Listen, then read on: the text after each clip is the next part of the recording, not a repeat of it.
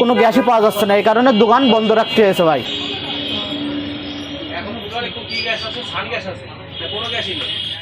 সেনা কল্যাণ সংস্থা ছাড়া অন্য কোনো কোম্পানির গ্যাস সিলিন্ডার মিলছে না যশোরের বাজারে, এমনটাই দাবি বিক্রেতাদের। তারা বলছেন আগে অতিরিক্ত দামে দিলেও গত দুদিনে সেটারও সরবরাহ বন্ধ করে দিয়েছেন ডিলাররা। এতে খুচরা বিক্রেতাদের দোকান বন্ধ হওয়ার উপক্রম হয়েছে।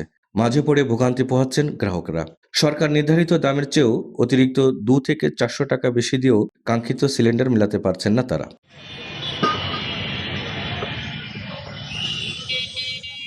সর্বশেষ গত 4 জানুয়ারি 12 কেজি সিলিন্ডারের দাম 1306 টাকা নির্ধারণ করে দেয় সরকার।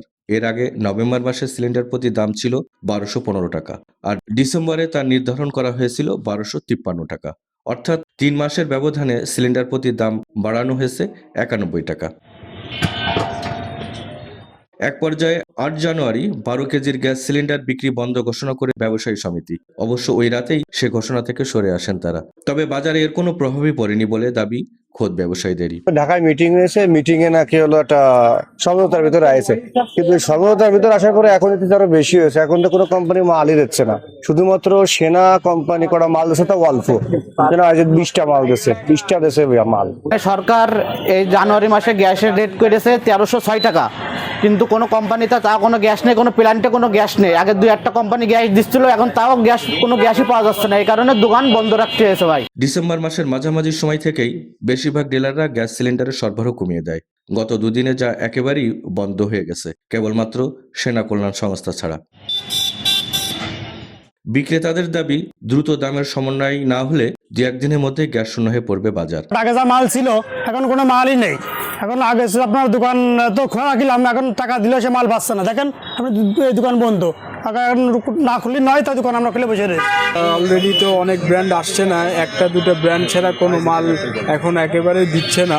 প্রাইসটা তো আসলে মনে করেন যে যদি না কমিয়ে আনা হয় তাহলে তো আসলে আমরা আসলে ব্যবসা করতে পারবো না, কারণ এইভাবে আসলে তো হয় না। কারণ সরকারি একটা রেট দিচ্ছে, আমরা বিক্রি করতেছি আর একটু মনে করেন যে বেশি দামে। এটা তো আসলে এটা খুবই সরকারি 1306 টাকা, আমরা যদি ডেলিভারি নিচ্ছি 1400 টাকা সহ আমরা ডেলিভারি করছি, কিন্তু এটাতে আমাদের দেখা যাচ্ছে কি আমরা গ্যাসটা কিনতেছি 1350 টাকা, 1360 টাকা। আচ্ছা, আপনি ডেলিভারি কস্টিং দিতে গেলে আমাদের মিনিমাম কিন্তু 80 থেকে 100 টাকা নিতে হয়। ক্রেতারা বলছেন সরকার নতুন দাম নির্ধারণ করার পরেও বাজারের সংকট রয়েছে। এখনো প্রকারভেদে সিলিন্ডার প্রতি তাদেরকে গুনতে হচ্ছে 1450 থেকে 1700 টাকা পর্যন্ত। আজকেই শুধু না, আমি আজকে পরপর 3 দিন এসে ফিরে যাচ্ছি, গ্যাস নাই বাজারে। সমস্ত যশোর শহরে কোথাও আমি বসুন্ধরা গ্যাস পাচ্ছি না। আমার খাওয়া দাওয়ার বেশ খানিকটা সমস্যাই হচ্ছে পরিবারে।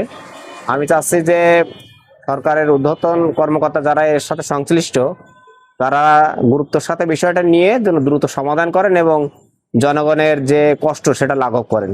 কিছু কিছু অসাধু দোকানদার আছে, তারা 1500 টাকা, 1550 টাকা, 1600 টাকা পর্যন্ত গ্যাস বিক্রি করতেছে।